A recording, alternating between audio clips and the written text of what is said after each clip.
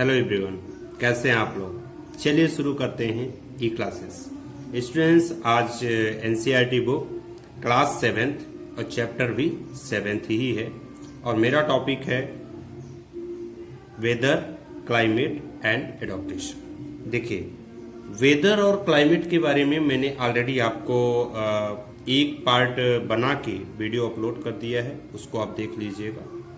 और जहां मैंने ये बताया कि डे टू डे जो भी एनवायरनमेंट में चेंजेस होते हैं, फॉर एग्जांपल टेम्परेचर का, ह्यूमिडिटी का, रेनफॉल का, तो ये सारी चीजें मिला करके जो भी हमारा एक ग्रुप बनता है उसी को हम वेदर बोलते हैं।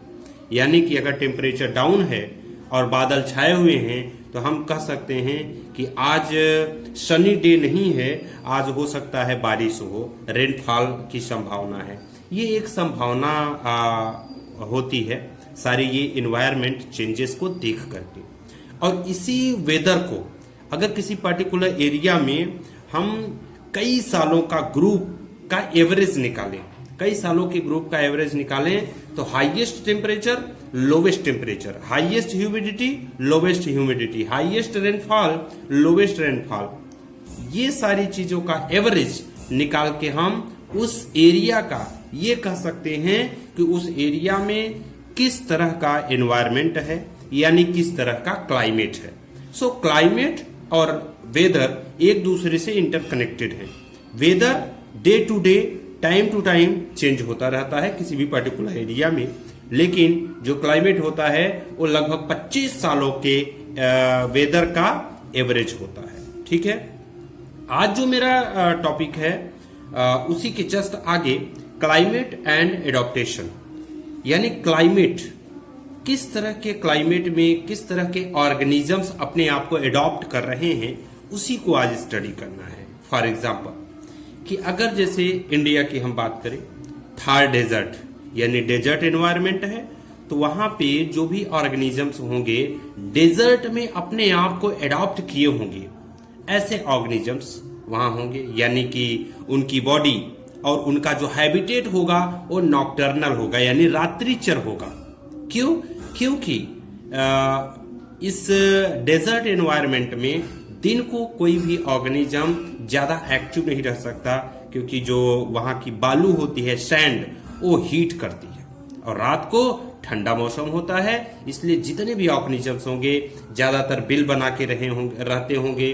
बिल से निकल करके रात्रि को, नाइट को ही वो अपना search of food and other body function करते होंगे।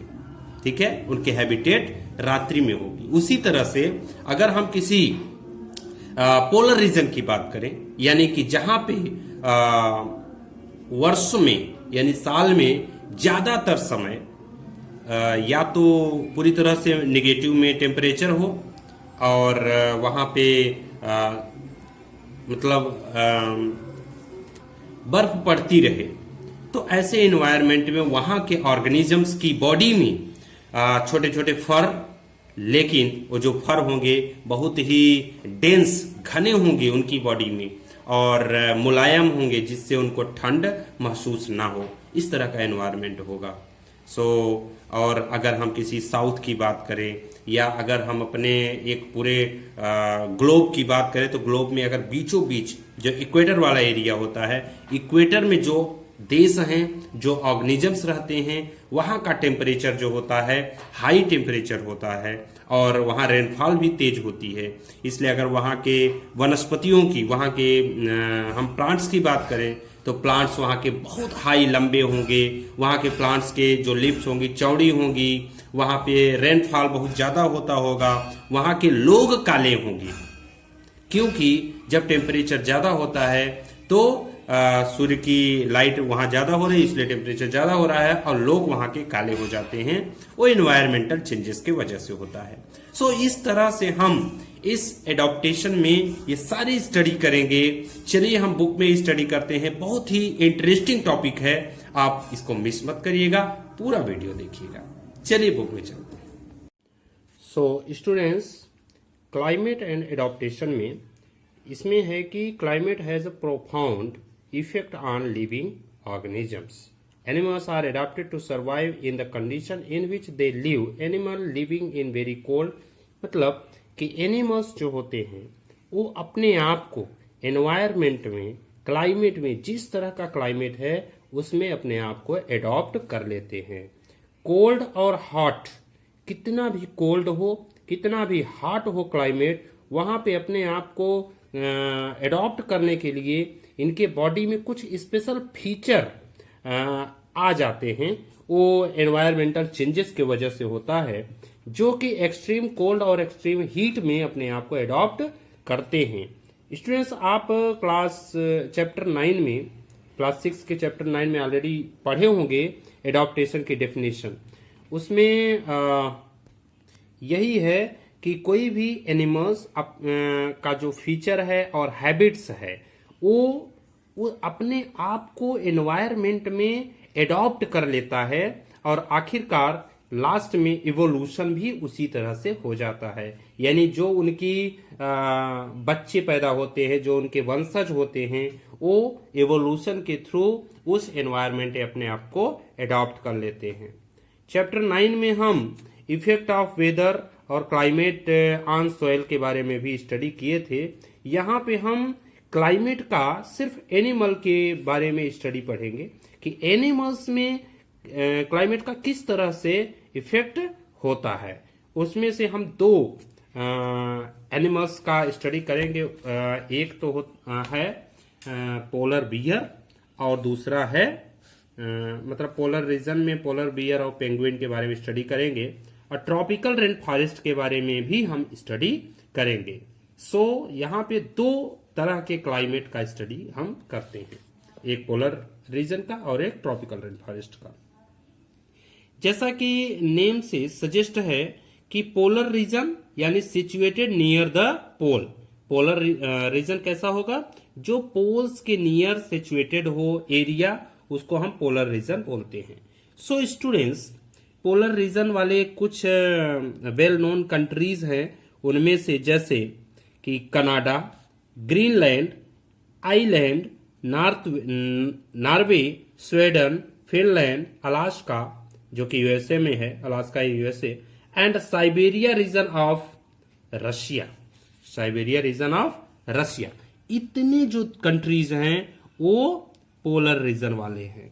इसी तरह कुछ और कंट्रीज जो कि ट्रॉपिकल रेन फॉरेस्ट वाले हैं, उनमें से India, Malaysia, Indonesia, Brazil, Republic of Congo, Kenya, Uganda and Nigeria. ये कुछ कंट्रीज जो मैंने आपको नेम बताए हैं, ये कंट्रीज पोलर रीजन में रहते हैं और जो सेकेंड वाला बताया इधर वाला, वो ट्रॉपिकल रेन फॉरेस्ट में रहता है। स्टूडेंट्स, ये ध्यान देना कि पोलर रीजन वो एरिया जहां पे साल के मैक्सिमम टाइम कोल्ड होता है, यानी बर्फ पड़ती है, और ट्रॉपिकल रेन फॉरेस्ट वो एरिया जहां पे साल में मैक्सिमम टाइम हीट होती है और बारिश बहुत ज्यादा होती है, रेनफॉल बहुत ज्यादा होती है। वहां पे ठंडी या तो होती ही नहीं या तो बहुत कम होती है। So the region, polar region के बारे में स्टडी करें तो पोलर रीजन में क्या होता है? एक्सट्रीम वहां का क्लाइमेट है, यानी वो साल में मैक्सिमम टाइम स्नो से भरा हुआ रहता है। उसमें क्या होता है कि 6 मंथ सन सेट ही नहीं होता और 6 मंथ सन राइज ही नहीं होता। इसका मतलब कि वहां पे 6 महीने दिन और 6 महीने रात होती है। ये जो पोलर रीजन है ये कहाँ हो सकता है? नॉर्थ पोल में और साउथ पोल में ये होता है। यहाँ का जो टेम्परेचर होगा ये लोवेस्ट -37 डिग्री तक गिर जाता है। ठीक है स्टूडेंट्स, और यहाँ का जो एनवायरनमेंट है बहुत ही सेवर कंडीशन होती है, यहाँ बहुत ज्यादा ठंडा होता है। और यहाँ पे कुछ एग्जाम्पल जैसे पोलर बियर और पेंगुइन्स जैसे एनिमल्स अपने आप को एडॉप्ट किए हुए हैं। तो पोलर बियर के बारे में अगर स्टडी करें तो पोलर बियर का क्या होता है? व्हाइट बॉडी होती है उनकी, व्हाइट बॉडी उनके फर के वजह से होती है, जो कि आसानी से स्नोवी व्हाइट बैकग्राउंड में दिखाई नहीं देते। यानी वहां पूरा स्नो होता है, बर्फ होता है, इसलिए इन्हें आसानी से आप नहीं समझ पाओगे कि यही पोलर बियर हैं। इसके अलावा ये जो स्नोई यानी इनका व्हाइट बैकग्राउंड है वो इनके प्रेडेटर से इनको रक्षा भी करता है। प्रेडेटर उनको बोलते हैं जो किसी दूसरे एनिमल्स को मार के खा जाते हैं, यानी इनको जो मार के खा जाता है उनको हम प्रेडेटर बोलेंगे, और ये जिसको मार के खा जाएंगे उनको हम प्रे बोलेंगे। ठीक है students. It also help them in catching there pray. देखिए ये इनका जो बॉडी स्ट्रक्चर है ये इनके प्रे को भी मारने के लिए, कैच करने के लिए इन्हें हेल्प करता है। और चूंकि वहां का टेम्परेचर बहुत एक्सट्रीम कोल्ड होता है, सो इनकी बॉडी में फर के लेयर्स लगे हुए थे, थिक लेयर ऑफ फर, यानी इनके बॉडी में 2 thick layer of fur, 2 layer fur के लगे हुए होते हैं, यानी नेचुरल होते हैं। They also have a layer of fat under their skin. Blubber बोलते हैं कि इनकी स्किन के जस्ट अंडर यानी जस्ट नीचे फैट का ब्लबर होता है, फैट का लेयर होता है, जो इनको वार्म प्रोवाइड करता है, गर्मी प्रोवाइड करता है। और ये वेल इंसुलेटर भी होते हैं, यानी ठंडियों में अपने आप को गर्म महसूस कर लेते हैं, गर्म फीलिंग करवा लेते हैं, इसलिए वेल इंसुलेटर भी ये होते हैं। ये मूव बहुत स्लो करते हैं, यानी चलते बहुत आसानी से हैं, और प्रायः ये slowly and rest often to avoid getting over heated. ज्यादातर ये ओवर हीट से बचने के लिए अपने आप को रेस्ट भी करवाते हैं।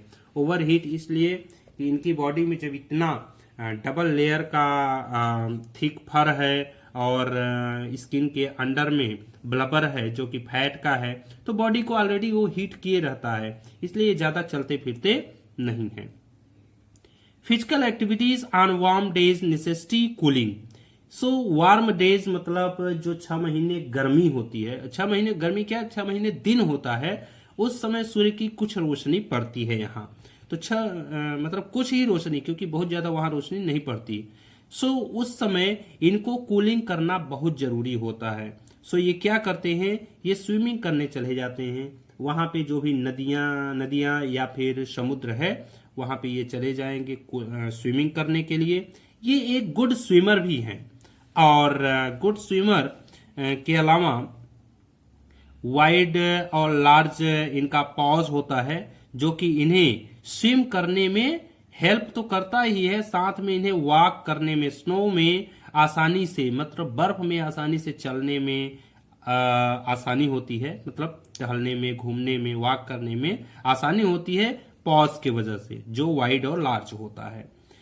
It can close it's nostril. जब ये मतलब वाइल स्विमिंग अंडर वाटर, जब ये वाटर के अंदर स्विमिंग करते रहते हैं तो ये अपने नॉस्ट्रिल को यानी अपने नाक को बंद कर लेते हैं, और काफी समय तक लॉन्ग ड्यूरेशन ये वाटर के अंदर बने रहते हैं।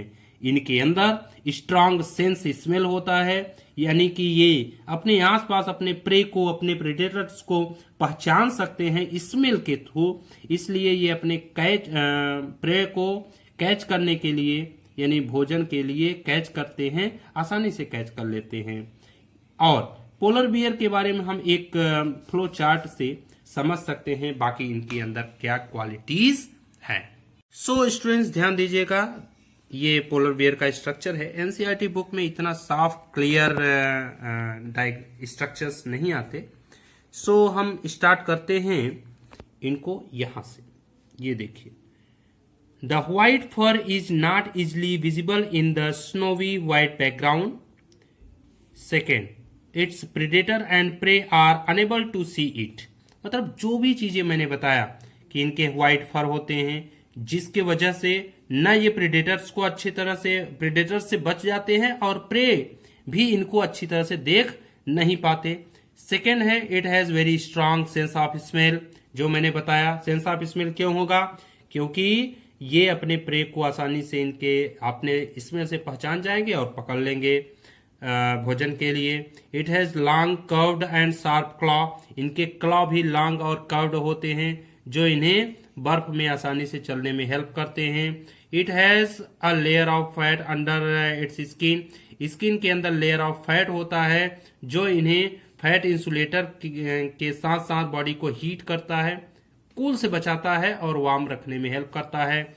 और it has 2 thick layer of fur, fur के इनके पास 2 थिक लेयर होती है जो इनको वार्म कोल्ड वेदर में वार्म करने का काम करता है। सो स्टूडेंट्स, मैंने आपको पोलर रीजन का एक एग्जाम्पल अच्छी तरह से समझा दिया। चलिए सेकेंड एग्जाम्पल हम स्टडी करते हैं। Another well-known animal living in the polar region as the penguin. एक दूसरा जो वेल नोन एनिमल है उसका नाम है पेंगुइन, जो कि पोलर रीजन में रहता है। It is also white and merges well with the white background. White background यानी कि बर्फ वाला एरिया जहां पे ये भी व्हाइट और मर्जेस टाइप के होते हैं। इनकी भी बॉडी हल्का सा ब्लैक कलर की, बाकी व्हाइट ही होती है, जो कि इन्हें it also has a thick skin and lot of fat to protect from them. ये सारी ऑर्गेनिजम्स में ये क्वालिटीज होती है कि जो ठंडे एरिया में रहते हैं उनकी स्किन थिक होगी और फैट का प्रोटेक्शन इनकी स्किन के इंटरनल पार्ट में होता है, जिससे इनकी बॉडी को हीट मिलती रहती है, कोल्ड से ये बच जाते हैं। You may have seen pictures of penguin huddled together। मतलब ये क्या होता है कि ये हमेशा ग्रुप में रहते हैं। आप ये जो डायग्राम देख रहे हैं तो ये इनमें क्या देख रहे हैं कि इनका ये ग्रुप है। ये लगभग मतलब 10, 20, 50, 100 इतने के ग्रुप में रहेंगे। ये ग्रुप में रहने का रीजन है कि जैसे ये ग्रुप में रहेंगे तो इनकी बॉडी से, सभी की बॉडी से वार्म फील होगा और ये अपने आप को उस एनवायरनमेंट से प्रोटेक्ट कर लेते हैं। ठीक है स्टूडेंट्स। सो स्टूडेंट्स, ये आपको डायग्राम दिख रहा है, ये फीट ऑफ पेंगुइन है। पेंगुइन चलते हैं तो वहां पे कुछ देखिए फीट किस तरह का इनका है, और चूंकि ये कोल्ड एरिया में चलते हैं इसलिए उस हिसाब से एडॉप्टेड है इनका क्या पैर। इसके अलावा पोलर बियर की तरह ही पेंगुइन भी एक गुड स्विमर होते हैं। इनकी जो बॉडी होती है स्ट्रीमलाइंड होती है, यानी कि नौका के आकार की होती है, और फीट जो होता है वो वेब्ड होता है। फीट में वेब्ड होता है, webs, making them good swimmer, जो कि इनको एक अच्छा स्विमर बनाने में हेल्प करता है। Other animals living in the polar region are many types of fishes. और भी जो एनिमल्स हैं जो कि पोलर रीजन में रहते हैं उनमें से फिशेस हैं बहुत कई तरह की। मस्क ऑक्सन है, रेनडियर्स है, foxes, seal, whales and birds. It is to be noted that wild fish can remain under cold water for long. मतलब ये भी जानकारी आपको जरूरी है कि कई फिशेस काफी समय तक कोल्ड वाटर में बनी रहती हैं। बर्ड्स जो होते हैं वो भी अपने आप को वार्म रखने के लिए हमेशा एक स्थान से दूसरे स्थान आते जाते रहते हैं। जब कभी ये अपने कोल्ड वाले रीजन से किसी वार्म रीजन में जब ये जाते हैं तो ऐसे वर्ड को एक वर्ड दिया गया जिसका नाम है क्या कहते हैं, migration. So they migrate to warmer region when winter set in. जैसे ही ठंडी वहां आती है तो ये वार्मर रीजन की तरफ आ जाते हैं। They come back after the winter is over. वो कम बैक हो जाते हैं जब विंटर ओवर हो जाती है। जैसा कि आप जानते हो कि इंडिया एक माइग्रेटरी बर्ड के लिए बहुत अच्छा डेस्टिनेशन है।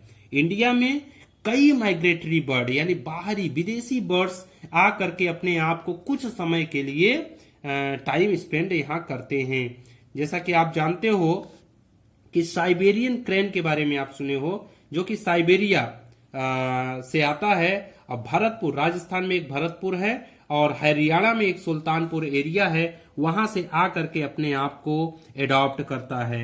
कुछ जो बर्ड्स होते हैं वेटलैंड और north east and some other parts of India में जा करके अपने आप को एडॉप्ट करते हैं। देखिए ये दो डायग्रामेटिक स्ट्रक्चर है, ये एक्चुअली नेशनल पार्क का है जो भरतपुर राजस्थान और सुल्तानपुर हरियाणा का है। यहाँ पे बर्ड्स आकर के अपने आप को काफी समय तक ठंडियों में अपने इंडिया में जो ठंडी होती है वो कुछ भी नहीं है इनके लिए, क्योंकि ये जहां रहते हैं वहां ऑलरेडी निगेटिव में टेम्परेचर होता है, इसलिए अपने आप को गर्म रखने के लिए ये इंडिया में आ जाते हैं। लेकिन जब आते हैं तो इंडिया में भी ठंडी ही होती है, लेकिन ये अपने आप को, चूंकि उस तरह का तो इन्वायरमेंट इनका है ही, इसलिए इनको कोई प्रॉब्लम यहाँ पे नहीं होती। क्या आप जानते हो कि बहुत सारे माइग्रेटरी बर्ड लगभग 15,000 किलोमीटर की मतलब डिस्टेंस फ्लाई करके अपने घर से आ जाते हैं। वो एक मतलब नॉर्थ या साउथ पोल से उड़ करके इंडिया की तरफ आते हैं। सोचिए कितनी ज्यादा डिस्टेंस होती है, और ये अपने आप को बचाते हैं मतलब कोल्ड वेदर से।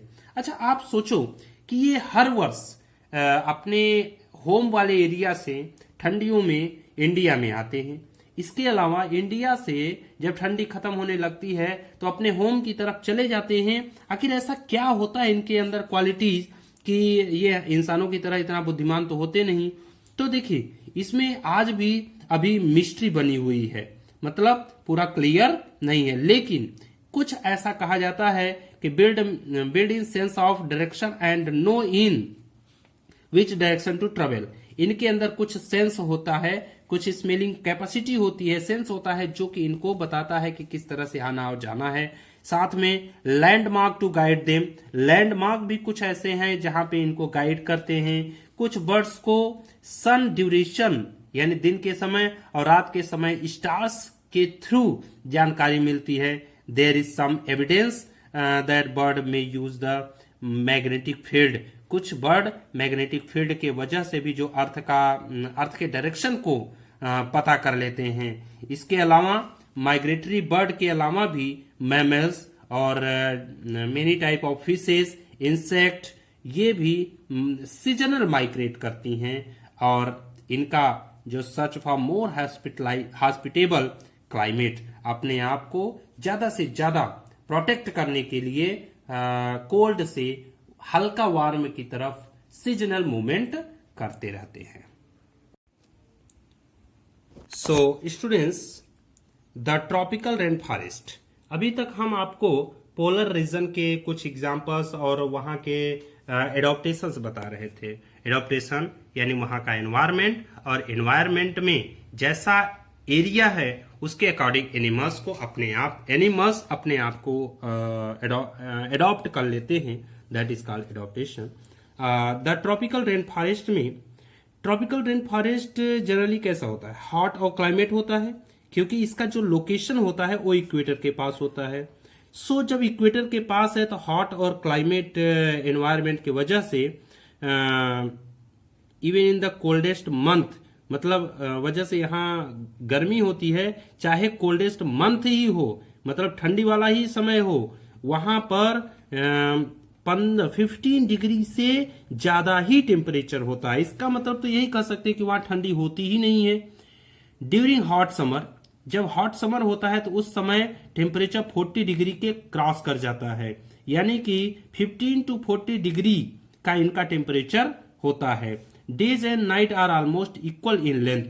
इनका जो दिन और रात होती है लगभग बराबर होती है, छोटी और बड़ी नहीं होती। यानी टाइमिंग जो होती है डे और नाइट की वो लगभग बराबर होती है पूरे साल।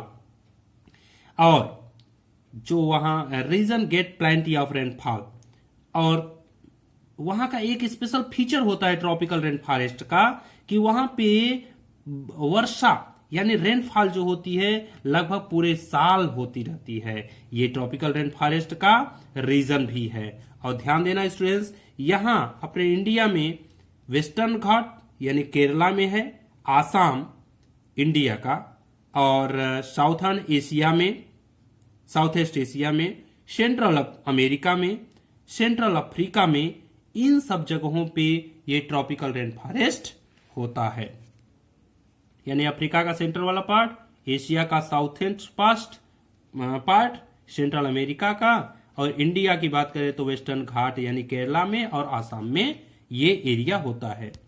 Because of the continuous warmth and rain, क्योंकि यहां पे लगातार गर्मी और बारिश होती रहती है, सो यहाँ का जो रीजन है वो wide variety of plants and animals को सपोर्ट करता है। यानी कि यहाँ पे जो ऑर्गेनिजम्स होते हैं वो बहुत ही ज्यादा वेराइटीज वाले होते हैं। The major types of animals living in the rain forest are, जो कुछ मेजर टाइप हैं एनिमल्स के, उनमें से मंकीज हैं, एप्स हैं, गोरिल्लास हैं, tigers, elephants, leopards, lizards, snakes, birds और इंसेक्ट्स हैं। ये सारी की सारी होते तो और भी जगह हैं, लेकिन इनकी भी कई थाउजेंड ऑफ वेराइटीज उस एनवायरमेंट में पाई जाती है, यानी ट्रॉपिकल रेन फॉरेस्ट में पाई जाती हैं। Let's read about adaptation of these animals to hot humid climate. Hot humid climate में जो एनिमल्स होते हैं उनके एडॉप्टेशन के बारे में चलिए देखते हैं कि आखिर उनकी बॉडी में क्या क्या चेंजेस होते हैं जो इनको इस एनवायरमेंट में अपने आप को रखने के काबिल बनाता है। तो ये इनका सबसे ज्यादा इंपॉर्टेंट चीज क्या है कि रेन फॉरेस्ट में हाईली सुटेबल होते हैं ये enormous number and varieties of animals. क्या होता है कि कंडीशन जो होती है एनिमल्स के वेराइटीज को सुटेबल होती है, डिफरेंट टाइप के वेराइटीज पाए जाते हैं। इसके अलावा यहाँ पे इनके जो नंबर्स हैं वो तो लार्ज हैं ही।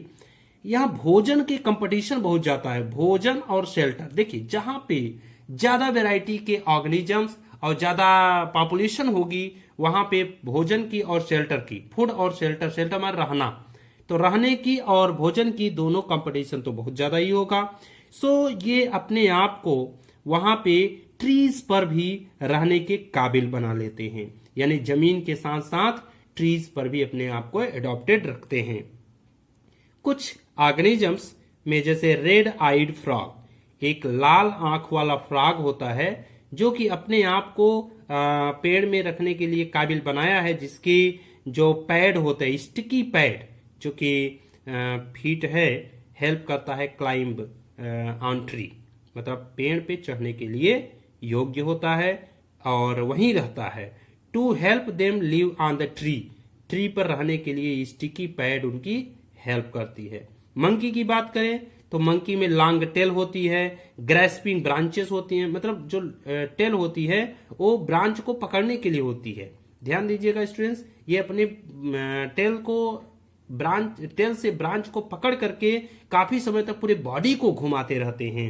देयर हैंड्स एंड फीट, इनके हाथ और जो पैर हैं वो भी आसानी से ब्रांचेस को होल्ड करने में, ब्रांचेस को पकड़ने में हेल्प करती है। देखिए ये है मंकी। अब ये डिफरेंट टाइप का मंकी है, अपने एरिया का मंकी उस तरह का नहीं है, इसको बोलते हैं न्यू वर्ल्ड मंकी। ये देखो कितनी लंबी इसकी टेल है। और ये है रेड आइड फ्रॉग, देखो इस किस तरह से अपने आप को बनाया के रखा है कि पत्तियों में भी चिपका रहता है। ठीक है, सो ये इनका ट्रॉपिकल रेन फॉरेस्ट में एडॉप्टेशन है। देखिए एडॉप्टेशन ही किसी भी ऑर्गेनिजम्स को उनकी बॉडी में, उनके जीन्स में, उनके डीएनए में चेंजेस लाता है, जो आगे चल करके इवोल्यूशन में कन्वर्ट हो जाता है। As there is competition of food, जैसे कि कंपटीशन ऑफ फूड होता रहता है, सो एनिमल्स अपने आप को भोजन के लिए भी एडॉप्टेड रखते हैं, यानी get food not easily reachable, इनको भोजन तो आसानी से मिलता नहीं। सो ये क्या करते हैं कि sticking example is that bird token. तो एक भोजन के हिसाब से अगर देखें तो एक बर्ड टकेन है, उसका एग्जाम्पल हम देखते हैं कि इस बर्ड में एक लॉन्ग लार्ज बीक होता है। कितना लंबा बीक, नॉर्मली तो बर्ड्स में बहुत छोटा बीक होता है, लेकिन इनकी बॉडी में बहुत लंबा बीक होता है, जो कि इनको फ्रूट्स के पास तक इनकी बीक को पहुंचाने में हेल्प करता है। ब्रांचेस पे बैठे रहेंगे और फ्रूट के पास तक पहुंचा देंगे। इसके अलावा चूंकि फ्रूट्स एकदम घने अंदर पाए जाते हैं, इसलिए इनको बीक वहां तक पहुंचाने में हेल्प होती है। साथ में इनकी बॉडी को भी और वेट को भी सपोर्ट करने में वो बीक हेल्प करती है। Many tropical animals have sensitive hearing. बहुत सारे एनिमल्स जो होते हैं सेंसिटिव होते हैं, किस चीज के लिए? हियरिंग के लिए, शार्प आईसाइट के लिए, यानी अच्छी से देखने के लिए। थिक स्किन होती है इनकी, मोटी स्किन होती है, और इनके स्किन की जो कलर होती है वो इनको कैमोफ्लेज करने में हेल्प करती है। कैमोफ्लेज का मतलब होता है by blending with the surrounding. By blending with the surrounding मतलब अपने आप को सराउंडिंग की तरफ बना देना। देखिए ये एक कैमोफ्लेज ही है, यानी कि ये पत्तियों में रह रहा है और पत्तियों की तरह इनकी बॉडी है, ये एक कैमोफ्लेज ही है। This is to protect them from predators, ये इनके प्रेडेटर से इनको प्रोटेक्ट करता है। For example big cat, big cat का मतलब होता है लायन और टाइगर, यानी लायन, टाइगर, लेपर्ड, ये सब जो होते हैं बिग कैट की कैटेगरी के होते हैं।